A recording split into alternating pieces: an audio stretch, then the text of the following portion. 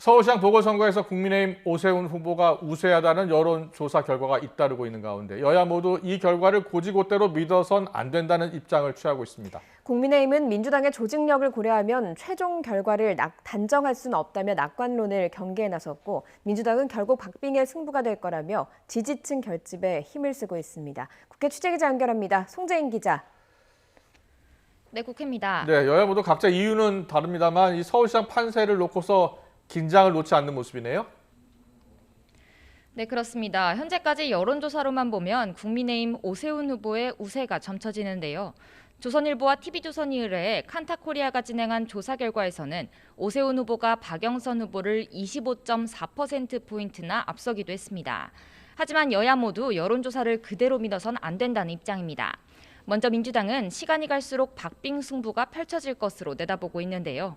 이낙연 상임선대위원장은 라디오 인터뷰에서 현장에서 확인한 바닥 민심이 여론조사와는 조금 다르다고 말했습니다. 자체 여론조사 결과와 선거 전례까지 살펴보면 결국 이번 서울시장 보궐선거가 3%포인트 내 득표율 차이로 승부가 갈릴 것이라고 밝혔는데요. 숨은 지지층에 기대를 거는 모습입니다. 이와 함께 서울시 의원과 구청장 가운데 대부분이 민주당 소속인 점도 막판 조직력을 동원할 수 있는 강점으로 보고 있습니다. 그런 만큼 국민의힘은 여론조사만 믿고 방심해선 안 된다는 입장입니다. 당사자인 오세훈 후보는 라디오에 출연해 여론조사 결과를 전혀 믿지 않고 있다고 밝혔는데요.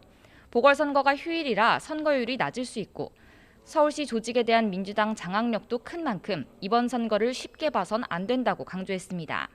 선거에서 이기는 건 여론조사 지지율이 아니라 당일 유권자들이 직접 투표장에 가서 던지는 표 때문이라며 지지층의 투표를 호소했습니다. 특히 오 후보는 지난 20대 총선 당시 여론조사 결과와 본선 결과가 뒤집혀 낙선했던 경험도 있는 만큼 섣부른 낙관론을 경계하는 모습입니다. 네, 부산시장 선거 상황도 알아보겠습니다. 오늘은 국회 상임위원회 회의에서도 부산시장 선거를 둘러싼 공방이 이어질 전망이라고요. 네, 그렇습니다. 국회는 앞서 오후 2시부터 정보위원회 전체 회의를 열고 국정원의 보고를 받고 있습니다. 북한 관련 현안 보고를 받은 뒤 이명박 정부 시절 국정원의 불법 사찰 의혹과 관련한 국정원의 자체 진상규명 추진 경과를 점검하는데요. 국민의힘 박형준 부산시장 후보가 자연스레 도마 위에 오를 것으로 보입니다. 박 후보는 이명박 정부 시절 청와대 정무수석과 홍보기획관을 지내면서 불법 사찰 연루 의혹을 받고 있습니다. 민주당은 박 후보 등 당시 불법 사찰의 진상규명을 위해 오늘 검증이나 서면조사 결의안을 추진할 가능성도 배제할 수는 없다는 입장입니다. 반면 국민의힘은 선거를 불과 9일 앞두고 민주당이 국가안보기관까지 동원해 선거 공세를 한다며 비판하고 있는데요.